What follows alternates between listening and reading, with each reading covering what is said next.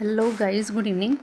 Welcome to my session jobs Adda IQ। मेरा नाम है रजनी और ये मेरा यूट्यूब का चैनल है। आपको इस चैनल के नीचे सब्सक्राइब बटन मिलेगा, उस पर क्लिक करना है और उसके साथ साथ बेल आइकन पर क्लिक करना है ताकि जो भी नोटिफिकेशन है वो तुरंत आपको मिलती रहे। इसके अलावा वीडियो के नीचे लाइक का ऑप्शन है, लाइक करना है आपको, शेयर करना है आपको जितने भी social media, WhatsApp, Instagram, Facebook पे, और कमेंट करना है अगर आपके कोई क्वेश्चन है तो। ओके, तो हमारा जो टॉपिक चल रहा था वो चल रहा था टाइम एंड टेंस। ये जो है कंप्लीट हो चुका है। इससे पहले मैं आपको आगे करवाऊँ, मैं आपको बताती हूँ इससे पहले मैंने क्या क्या करवा दिया पिछले वीडियो के अंदर, जिसको आपको डिटेल में जाके पढ़ना है। हमने स्टार्टिंग की थी हेल्पिंग वर्ब से। हेल्पिंग वर्ब से 27 टोटल हेल्पिंग वर्ब हैं। उसको दो भागों में हमने कैटेगराइज किया था, जर्नल हेल्पिंग वर्ब और मोडाल्स। ओके, जो जर्नल हेल्पिंग वर्ब है उसके टाइप मैंने बताए थे और मोडाल्स के।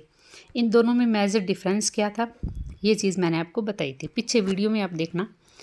उसके बाद मैंने सेंटेंस बताए थे। सेंटेंस, जो सेंटेंस है आपके टू टाइप के होते हैं। फर्स्ट वर्बल, सेकेंड है non verbal. Verbal and non verbal. Verbal जिसमें कोई क्रिया होती है या कोई एक्शन होता है, नॉन वर्बल जिसमें कोई क्रिया नहीं होती है। वर्बल भी आगे 4 टाइप में होता है। कौन कौन सा? Planning, compulsion, planning, compulsion, tense and modals.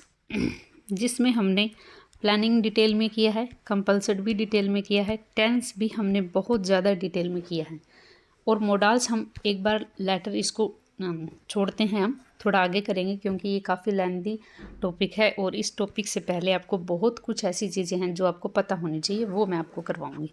तो आज हम एक छोटा सा टॉपिक करेंगे, दैट इज़ नॉन वर्बल। क्या है वो? नॉन वर्बल सेंटेंस क्या होते हैं उसके बारे में थोड़ा सा एक टॉपिक रहेगा। उसके बाद कल जो है हम कम्बिनेशन ऑफ सेंटेंस करेंगे कि टू टाइप के कम्बिनेशन कैसे होते हैं। जैसे मैंने एक टॉपिक छोड़ दिया था बीच में, जैसे पास्ट परफेक्ट टेंस का, ठीक है। उसमें एग्जांपल आते हैं, जैसे मेरे स्कूल पहुंचने से पहले घंटी बज चुकी थी, या मेरे स्टेशन पहुंचने से पहले ट्रेन जा चुकी थी। इस तरीके के जो सेंटेंस है, कम्बिनेशन ऑफ सेंटेंस जिसमें टू सेंटेंस कम्बिनेशन होते हैं, उसको हम कैसे जो है सोल्व करते हैं, वो सारी चीज़ें हम जो है आने वाले टॉपिक के अंदर करेंगे। आज हम करेंगे एक छोटा सा topic, that is non verbal sentence. Non verbal sentence देखो,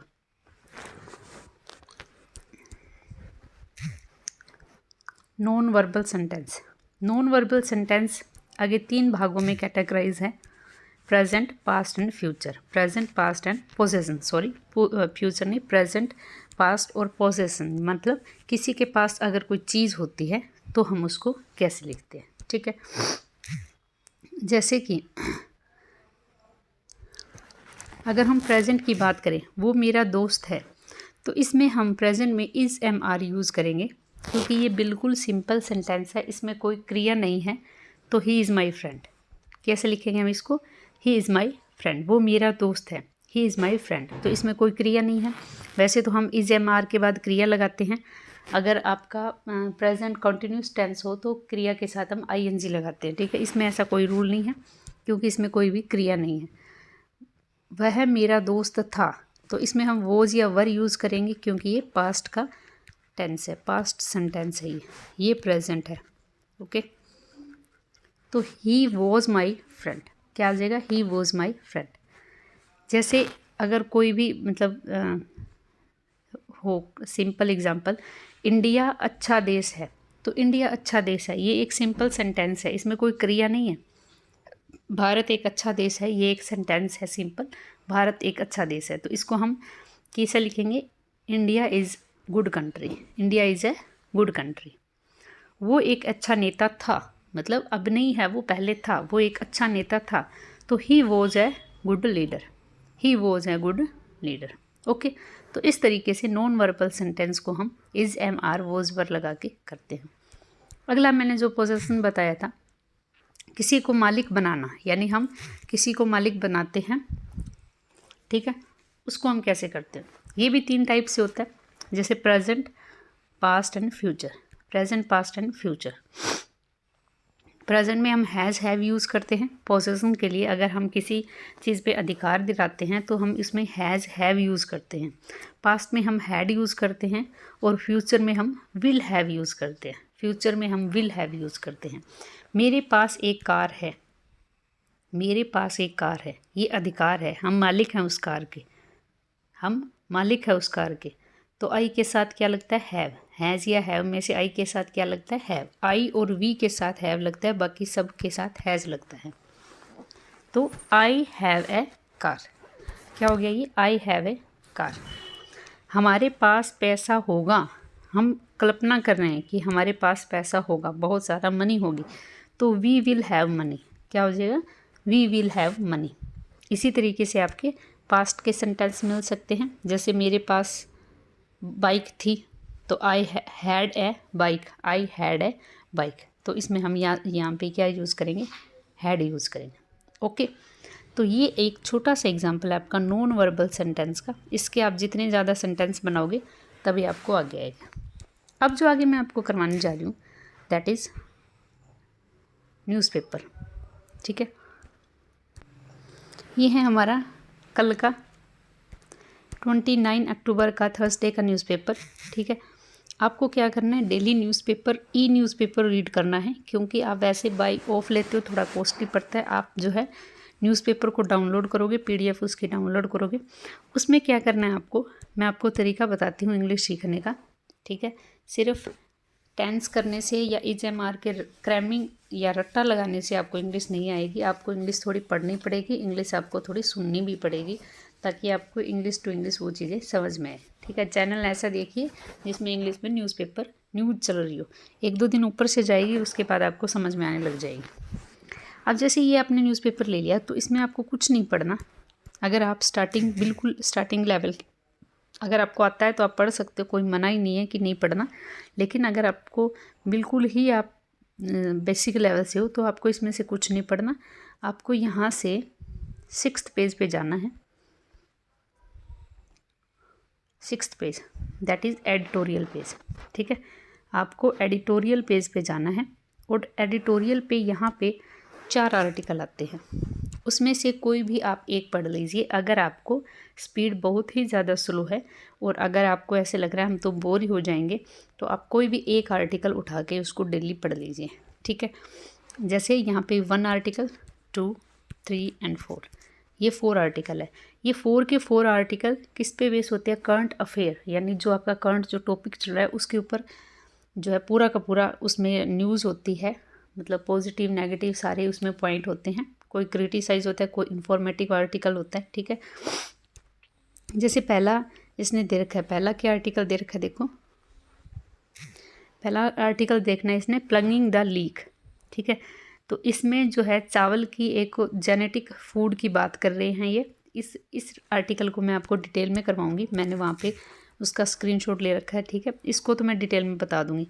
बाकी देखो, बाकी जैसे ये कार्बन मार्केट्स कंट्रम्स एट COP 26, तो ये कार्बन डाइऑक्साइड या पोल्यूशन के बारे में सारी की सारी चीज़ें डिस्कस कर रहा है, ठीक है। इसको आप पढ़ सकते हो अगर आपको इंटरेस्ट है तो। Outline of A national security policy, तो ये हमारी नेशनल सिक्योरिटी के बारे में या साइबर सिक्योरिटी के बारे में बोल रहा है, तो आप इसको पढ़ सकते हो। फॉर चेंज, ये क्या दे रखा है, change in law of the same sex relation, तो ये एक करंट मुद्दा है, ठीक है। इसको आप पढ़ सकते हो, ठीक है। आपको जो आर्टिकल अच्छा लगे वो पढ़ सकते हो। छोटे छोटे लेटर टू एडिटोरियल दे रखे हैं, आप इसको पढ़ सकते हो। ये यानी जब आप इनको पढ़ना शुरू करोगे तो आपको इंग्लिश जो है समझ में आने लग जाएगी। Is the coal crisis over, तो कोयल के जो हमारे क्राइसिस चल रहे हैं वो क्या ओवर हो चुका है, ये इसको आप पढ़ सकते हो, ठीक है। No place for women in Karnataka, ये पढ़ सकते हो। यानी 6th और 7th पेज पे जो आपको अच्छा लगे वो आप दोनों पढ़ सकते हो। तो मैं आपको ये एक आर्टिकल जो प्लगिंग द लीक है ये थोड़ा डिटेल में करवाऊंगी, आप इसको ध्यान से देखना। देखो यहाँ से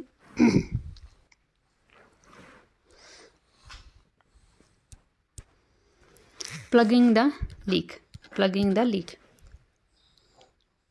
इंडिया मस्ट एस्यूज, इंडिया को ये आश्वासन देना होगा किसको, इम्पोर्टर्स को, that its production is compliant with trade demands on genetic food. यानी जो ये कंप्लेन आई है कि हमारे यहाँ इंडिया से जेनेटिक फूड जो ट्रांसफ़र हो रहा है वो ऐसा कुछ नहीं है, ऐसा आश्वासन जो है इम्पोर्टर को देना होगा। देखो एक्चुअली में क्या है, यहाँ से कुछ सर्च हुआ है जिससे ये इन्होंने आरोप लगाया है कि इंडिया से जो है जेनेटिक फूड जो है यानी राइस जो है, जेनेटिक राइस जो है बाहर गया है, यानी वो सेहत के लिए हमारी गलत है। तो इंडिया ने ये क्लियर किया है कि हमारा ऐसा कुछ भी मतलब यहाँ से जेनेटिक फूड नहीं गया है। अब ये इंडिया क्या क्या करेगा ये चीज़ें सारी देखो। सिंस जून से the exporter of about 500 ton of rice from India has trigger an approval in several European country on the ground that it was genetic modified rice.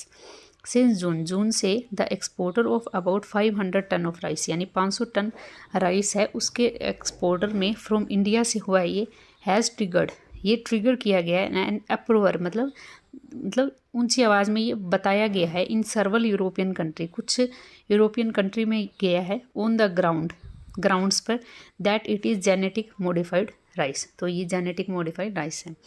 This emerge during the check of European commission, ये कब हुआ है, जब European जो commission है वो checking कर रही है rapid alert system for food and feed, food और फीड के लिए रैपिड अलर्ट सिस्टम जारी किया है that was testing rice flour, जो कि चावल के आटे को टेस्ट कर रही है किसके द्वारा, बाय द फ्रेंच कंपनी वेस्ट हो, यानी फ्रेंच की कंपनी है वेस्ट हो, इसके द्वारा वो जो है राइस को चेक कर रही है। इन जून में France has issues an notification, France ने एक नोटिफिकेशन जारी किया for unauthorize genetic modified rice flour. ठीक है, उन्होंने बोला है कि कुछ जो राइस के आटे हैं वो आटा है वो जेनेटिक मॉडिफाइड है। Identified India as the point of origin, और ये दिखाया गया कि ये इसका उत्पादन कहाँ हुआ, ये इंडिया के अंदर हुआ है। एंड अलर्टिंग, देखो इंडिया में इन्होंने आरोप लगा दिया, इसके साथ साथ जो बाकी कंट्री है जहाँ पे चावल होते हैं, चावल का आटा हमारे पहुँचा है, उनको अलर्ट किया। जैसे कौन कौन से देश है, Australia, Belgium, the French republic, Germany, Italy, Netherland, Poland, Spain, UK and US as the possible destination of product made with the flour, यानी उस आटे से आपका जो भी प्रोडक्ट बना है वो हो सकता है कि जेनेटिक मॉडिफाइड राइस हो। सो इन अगस्त में the American food production company Mars fearing, उसने ये डर दिखाया कि genetic modified contamination announce that it was recalling 4 of product line of crispy M&M GM free rice, जो जेनेटिक मॉडिफाइड फ्री राइस है that is tagged as organic rice is among the India's high value export worth is 63,000 crore annually, यानी इसमें India में 63,000 करोड़ जो है ये export होता है ये चावल का आटा। ठीक है, India does not permitted to commercial cultivation of genetic rice. अब इंडिया ने ये क्लियर किया है कि हमारे यहाँ पर कमर्शियल कोई भी जो है इसमें परमिशन नहीं है। जेनेटिक मॉडिफिकेशन जो राइस होता है उसको इंडिया में किसी तरीके की कोई परमिशन नहीं है। But research groups are testing variety of such rice in trial port. हाँ, ये इन्होंने माना कि रिसर्च जो ग्रुप होता है उसमें ज़रूर ऐसे रिसर्च किए जाते हैं, ठीक है, लेकिन वहीं पर वो जो है राइस जो है यूज़ होते हैं, बाकी कमर्शियल कल्टीवेशन में इस तरीके की यूज़ की परमिशन नहीं है। So may have leaked into the export product, तो आप बताइए कि वो लीक कैसे हुआ एक्सपोर्ट प्रोडक्टन के अंदर। ठीक है, the Indian government has denied this possibility with commercial minister spokesman align that the contamination में भी happen in Europe to cut cost.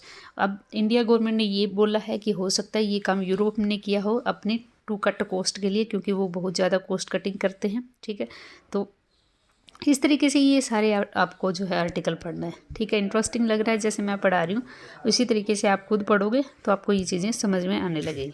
जैसे आगे इसने इंडिया की हिस्ट्री के बारे में बताया है कि हिस्ट्री इंडिया में क्रॉप मॉडिफिकेशन की हुई है, यानी जेनेटिक मॉडिफिकेशन, जेनेटिक मॉडिफिकेशन जो हमने टेस्ट प्लांट किया है, कमर्शियल कल्टीवेशन, जैसे बीटी कॉटन, जो हमारी कॉटन है बीटी कॉटन, उसको हमने फार्मर फील्ड के अंदर यूज़ किया है। बीटी ब्रिजल, ठीक है, इसको भी हमने जो है फार्मर फील्ड के लिए यूज़ किया। लेकिन अभी तक जो आपका राइस है वो कमर्शियल यूज़ के लिए नहीं आया है, तो इंडिया ने ये चीज़ें क्लियर कर दी है। तो इस तरीके से अगर आप आर्टिकल पढ़ोगे तो एक तो आपको फ़ायदा ये है कि आपको करंट टॉपिक पता चलेगा। दूसरा फ़ायदा ये है कि अगर आपको करंट टॉपिक बिल्कुल थोड़ा सा पता है तो पूरी डिटेल पता चलेगी। थर्ड फ़ायदा ये है कि आपको जो स्पीड है वो बनेगी, आपको इंग्लिश टू इंग्लिश समझ में आने लगेगा। देखो आप एक चीज़ करो, जैसे मैं पढ़ा रही हूँ आपको हिंदी करवा रही हूँ साथ में, लेकिन जब आप पढ़ो तो हिंदी मत बोल बोल के करना, बिकॉज क्योंकि मैंने बहुत इंडियन फार्मर, बहुत सारे ऐसे नहीं करना। आपको ये चीज़ दिमाग में समझ तो आ रही है ना, because many Indian farmer are depend on European imports. आपको समझ में आ रही है ना, इंग्लिश टू इंग्लिश समझ में आ रही है, बिना हिंदी बताए आपके दिमाग में जा रहा है ना क्या बताया इसने। तो आपको ठहर के रुक के हिंदी बनाने की ज़रूरत नहीं है, क्योंकि अगर आप हिंदी बनाने लगोगे तो आपका सारा टाइम उसी में चला जाए। आप पढ़ते जाओ पढ़ते जाओ पढ़ते जाओ पढ़ते जाओ, जो समझ में आया आ जाएगा, नहीं आ रहा ऊपर से निकल जाएगा। 1 दिन जाएगा, 2 दिन जाएगा, उसके बाद 10 दिन के बाद जो आपकी स्पीड जो है बढ़ जाएगी। तो आपको इस तरीके से ही इंग्लिश न्यूज़पेपर रीड करना है, ओके। और अगर आपको कुछ और चाहिए कि पूरा एडिटोरियल करवाऊँ मैं अलग से सेशन, तो उसके लिए मुझे कमेंट सेक्शन में ज़रूर लिखिएगा। आपको सेशन कैसा लगता है ये भी आप कमेंट सेक्शन में ज़रूर लिखा करें। वेरी गुड, अच्छा है मैम, बुरा है मैम, क्या कमी है मैम, ये सारी चीज़ें जो है आप लिखा करें ताकि अब मैं इसको सुधार सकूं। ओके, तो thank you so much for watching my session. Okay, bye bye.